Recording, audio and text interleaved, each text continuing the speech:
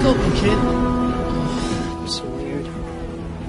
Just when I think I have a handle on things, something wholly unbelievable presents itself. Sometimes I wish I just stayed home.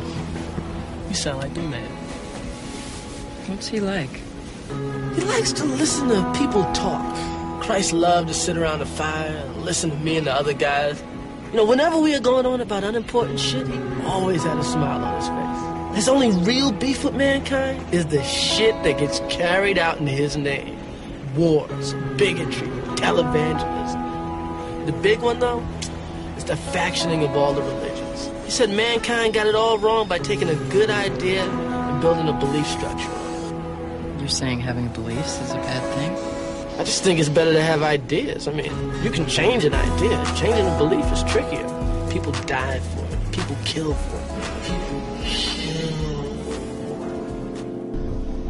So? Don't believe what's in the papers, don't believe what's on TV, don't believe what's on the internet, don't believe activists, don't believe special interest groups, don't believe corporations, don't believe scientists, don't believe priests, don't believe your friends, don't believe banks, don't believe me, and don't even believe your own senses. You're saying having beliefs is a bad thing? There's no way to know the truth about anything for sure, ever. So, instead of wasting time choosing and believing this or that, believe nothing, but understand as much as you can. Understandings are only approximations. They are ever-changing and evolving. New facts and new informations can sometimes turn your understandings over on their head.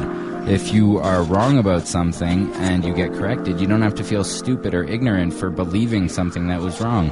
Instead, you can rejoice at your new knowledge and updated understandings. Understandings have no emotional attachment and therefore allow us to align ourselves with new realities as soon as they become evident, freeing us from the lag time and emotional upheaval involved in deconstructing a deeply held belief.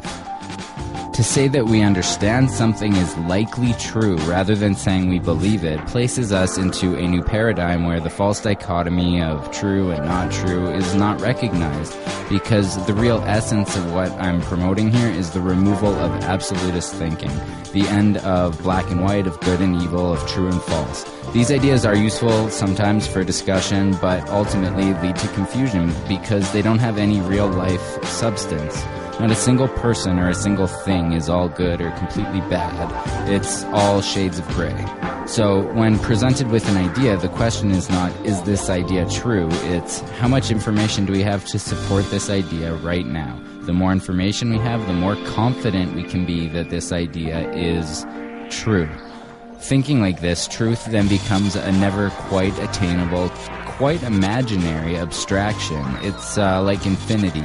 You can keep counting and you'll keep getting further ahead, but you'll never reach infinity. The best thing that we can do is continuously approximate the truth with ever-growing certainty, but realizing that certainty in and of itself is also an unobtainable abstraction.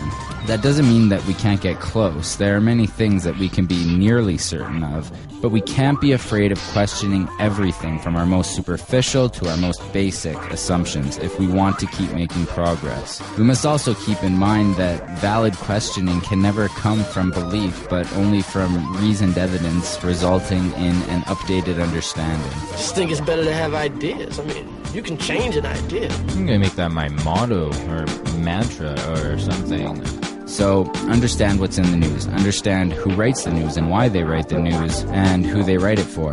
Understand what your friends say and try to understand where they might have gotten that information from and what biases they might be projecting onto that information. Understand that activists usually have very good intentions and are often saying something important, but understand their passion and the fact that passions can sometimes lead people astray, including lying for their causes.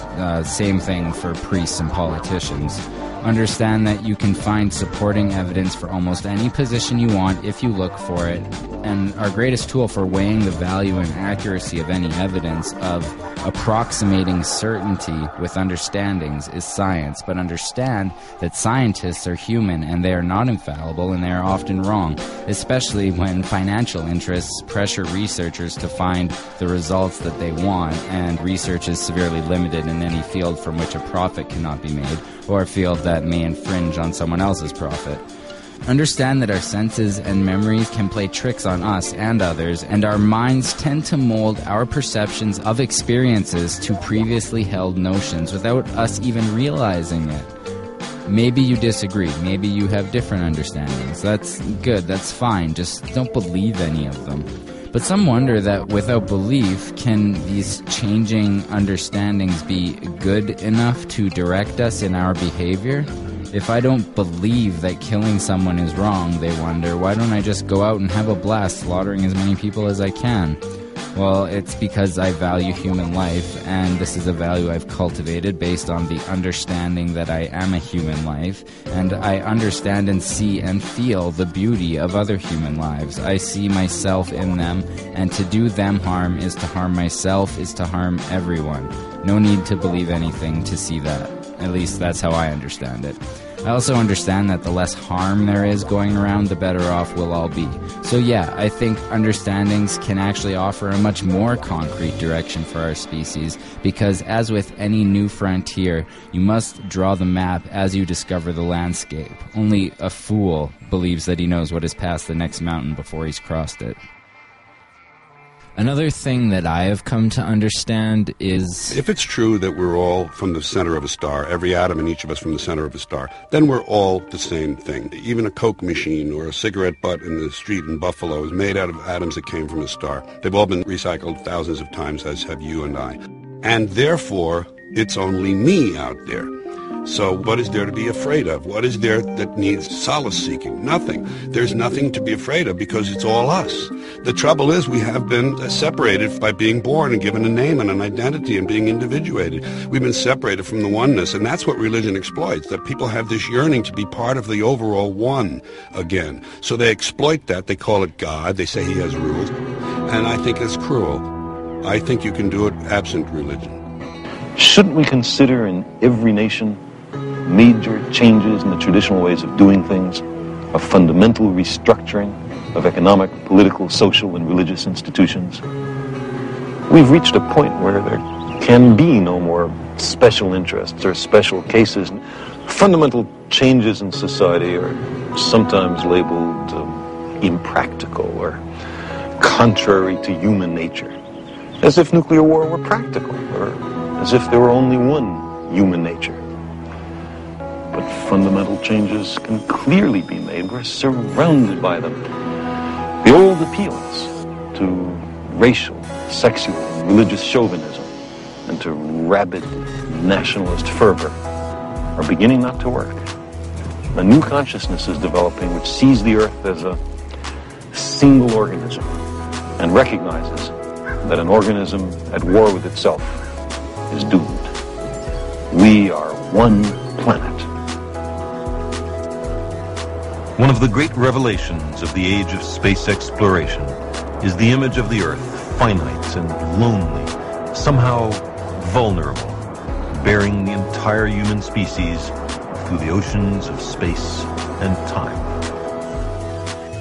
Understanding that we depend on our environment, our planet, and each other for our survival, and also understanding that our approximations of reality are likely to keep on their path of continual evolution, have currently led me to the conclusion to support the Zeitgeist movement and the Venus Project. These two aspects that have just been described are central to the movement's tenets, and I suggest anyone who got anything out of this video or enjoyed it in any way, go and check out these ideas with an open mind and come to your own understandings.